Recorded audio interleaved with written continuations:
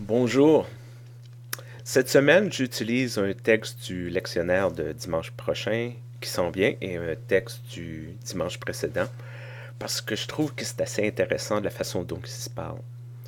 Le premier, c'est le texte de la semaine dernière de l'Évangile de selon Matthieu où Jean le Baptiste, du fin fond de sa prison, envoie ses disciples demander à Jésus, est-ce que c'est toi vraiment le Messie ou faudrait qu'on en attende un autre?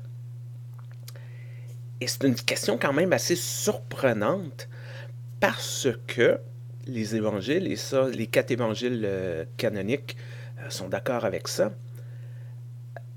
Jésus se fait baptiser par Jean le Baptiste. Et chacun a une version un peu différente, mais essentiellement, Jean le Baptiste est celui qui la proclamation de celui qui prépare la voie pour le Messie. Et lorsque Jésus arrive, il dit ah ah, c'est lui, c'est lui qui va me succéder. Et un peu plus tard, Jean semble douter. Jean semble pas être sûr. Jean semble dire ben là, j'ai besoin d'être réassuré. Là.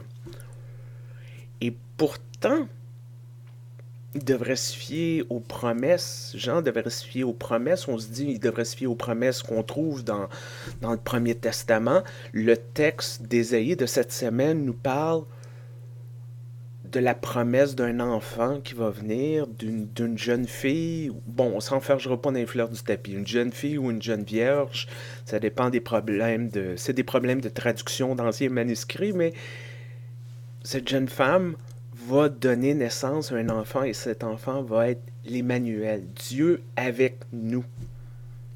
C'est quand même pas rien comme promesse. Et d'autres prophètes parlent de l'arrivée d'un homme qui va être le prince, qui va amener la justice, le prince de la paix, qui va rétablir la nouvelle société. Toutes ces promesses-là ont été là. Mais quand même, j'en doute. Jean le Baptiste doute, il est pas sûr. Et c'est peut-être ça qui se passe des fois dans notre vie, et peut-être particulièrement dans ce temps-ci de l'année, où on se dit, bon, on se prépare pour la naissance de Jésus, de revivre ça, de se souvenir, de commémorer ça, puis à quelque part, on se dit, ouais, mais c'est-tu vraiment vrai, ces histoires-là? C'est-tu vraiment important? Tu sais, je veux dire, qu'est-ce qu'il y a, là? C'est quoi le big deal, là, dans tout ça?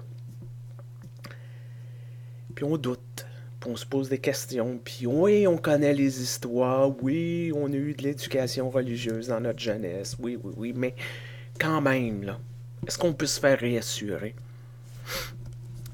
Et la réponse de Jésus aux disciples de Jean le Baptiste, c'est pas oui, oui, oui, c'est moi, ayez pas peur, là, pas de panique. Mais c'est plus, ben regardez ce qui se passe. Tu sais, il y a une guérison, il y a une reste. Au-delà de la guérison miraculeuse, il y a des gens qui se font dont leurs souffrances sont prises en compte, des gens qui sont restaurés dans la société, les pauvres et les opprimés, on s'occupe d'eux. C'est ça la réponse. D'après vous, est-ce que je suis celui que vous attendez? Et c'est peut-être ça la réponse pour nous, de dire, ben, c'est correct peut-être d'avoir des questions. Oui, oui, c'est très humain, c'est très normal. Et les réponses seront jamais évidentes dans le sens où on n'aura jamais ben oui, Jésus c'est le Messie et oui, il faut être à la messe, à l'office le 24 au soir et le 25 au matin parce que c'est pas de même que ça se passe dans la vraie vie, mais si on arrête quelques secondes, si on ouvre les yeux, si on commence à regarder autour de nous, si on commence à regarder ce que les gens font de ce temps-ci, la générosité des gens, comment que les gens aident leurs voisins, font des dons à des organismes caritatifs, comment que il y en a qui appellent des gens qui sont seuls, plein de petites choses.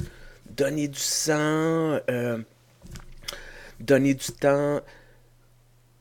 Il y a plein de choses que les gens font. Et c'est peut-être ça, justement, ce qui se passe. Et c'est les choses qu'on remarque. Oui, c'est ça. La présence de l'Emmanuel, de Dieu avec nous, dans notre vie, dans notre contexte. C'est pas un événement qui s'est passé une fois, il y a 2000 ans, puis que bon, whatever. C'est ça aussi. C'est ça aussi, comment qu'on agit, comment qu'on interagit avec les gens. C'est peut-être pas spectaculaire, c'est peut-être pas la réponse qu'on aimerait, mais c'est pas rien. C'est important. Cette semaine, souhaite je vous souhaite de voir ces choses-là, d'entendre ces choses-là, de ressentir ces petites choses-là. Je vous souhaite d'être touché par ça. Je vous souhaite de rencontrer Jésus à travers de ça, d'avoir peut-être une expérience spirituelle, d'avoir un contact avec le divin, qu'il se passe quelque chose, puis que vous viviez cette expérience-là. Puis je vous souhaite que vous vous disiez waouh, waouh. Puis j'espère que vous allez être inspiré de faire quelque chose aussi. Portez-vous bien. Faites attention à vous. Essayez de rester au chaud. Et on se reparle bientôt. Au revoir.